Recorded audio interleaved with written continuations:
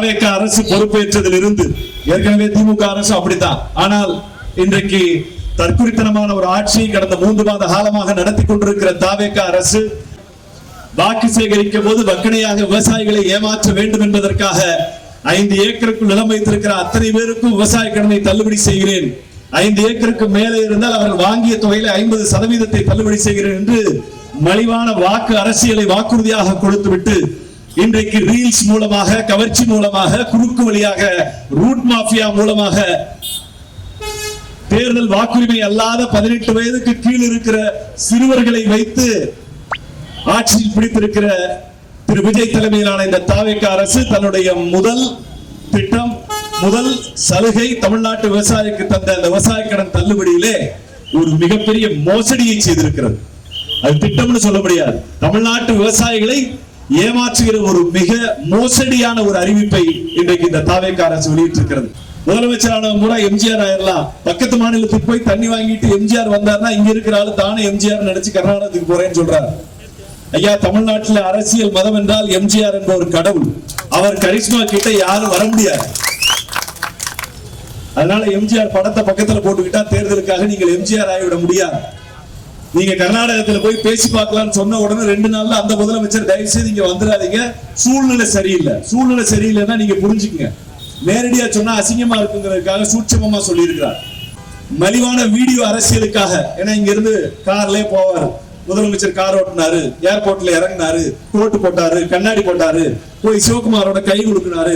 அப்புறம் சிவகுமார் ஒண்ணும் கிடையாது போன்னு திருப்பி அடிச்சாரு, தலையை தொங்க போட்டுட்டே வந்தாருன்னு இவனுக்கு 2 நாளைக்கு டிவியில ரீல்ஸ் ஓட்டுறதுக்காகத்தான் இந்த திட்டம் போதே ஒழிய வாழ்வாதார பிரச்சனை. இன்னைக்கு குருவி சாகுபடிக்கு தண்ணி இல்ல, இருக்கிற எல்லோரும் சம்பந்தப்பட்டிருக்கோம். யாரோ விவசாயி களத்துல நிக்கிற விவசாயி மட்டுமல்ல, கல்லணியில இருக்கிற விவசாயி மட்டுமல்ல, இன்னைக்கு மதிய சாப்பாட்டுக்கு நமக்கு சாப்பாடு வேணும்னா அந்த விவசாயம் நல்லா இருக்கணும், இந்த விவசாயம் நல்லா நடக்கணும்.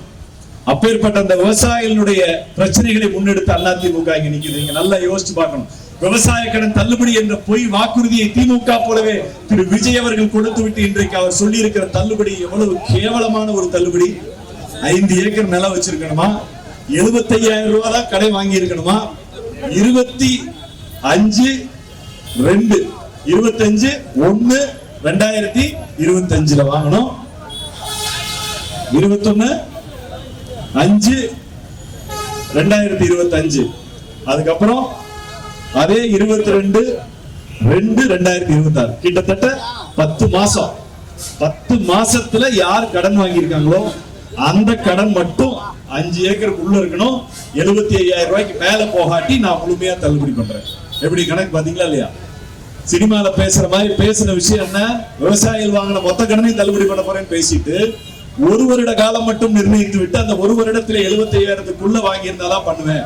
சரியா தெரியாம நாங்க 75,005 ரூபாய் வாங்கிட்டோம், உனக்கு தள்ளுபடி கிடையாது, 50% தான். அப்ப உனக்கு வெறும் 35,000 தான். சரி, அதுக்கு மேல பெரிய விவசாயி, நடுத்தர விவசாயி தள்ளுபடி கிடையாது. நீ 2 லட்சம் ரூபாய் வாங்கியிருந்தேன்னா உனக்கு வெறும் மினிமம் 30,000 மட்டும்தான் தள்ளுபடி. மீதி 1,70,000 ரூபாய் நீ கட்டித்தான் ஆக வேண்டும். இதுக்கு பேர் தள்ளுபடியா? ஓடி வாங்குவாங்க விவசாயிகள். குடும்ப சூழ்நிலை காரணமா ஒரு கல்யாணம் வச்சிருப்பான், கடனை திருப்பி கட்ட முடியாது, ஓடி கூட்டுறவு சங்கத்துல வாங்கியிருப்பாங்க. அந்த ஓடி யாராவது வாங்கியிருந்தா அந்த விவசாயினுடைய கடன் தள்ளுபடி செய்யப்பட மாட்டாது. அரசு ஊழியர்களுடைய குடும்பங்கள் அவங்க விவசாயம் பண்ணுவாங்க. அந்த விவசாயிகள் கடன் வாங்கியிருந்தா அந்த 1 வருஷத்துக்குள்ள வாங்கியிருந்தா அவங்களுக்கும் கிடையாது. இதுக்கு பேர் தள்ளுபடியா? நான் இங்கே வாக்களித்திருக்கிற இளம் தலைமுறை ஜென் ஆல்பா, ஜென் பீட்டான, ஜென்சின்னு சொல்லி இன்ஸ்டாகிராம பார்த்து மட்டும் விஜய்க்கு வாக்களித்த இளைஞர்களை பார்த்து கேட்கிறேன், இன்னைக்கு மதிய சாப்பாட்டுக்கு உங்களுக்கு விவசாயி தேவை. அதிமுக விவசாய கடனை தள்ளுபடி செய்தது. புரட்சி தலைவி அம்மா அவர்களும் அண்ணன் எடப்பாடியார் அவர்களும் தள்ளுபடி செய்தார். 2016 உடல்நிலை சரியில்லாத பொழுது கூட என் தாய் புரட்சி தலைவி அம்மா அவர்கள் சட்டமன்றத்துக்குள்ள வந்து 12 லட்சம் விவசாயிகளுக்கு 5,300 கோடி ரூபாய், 5 ஏக்கர் நிலத்துக்கு கீழே எத்தனை கோடி வாங்கி இருந்தாலும் அத்தனையும் தள்ளுபடி. சிறு குறு விவசாயிகள் 5 ஏக்கர் கீழே கடன் வாங்கி இருந்தா முழுமையான தள்ளுபடின்னு சொன்னாங்க.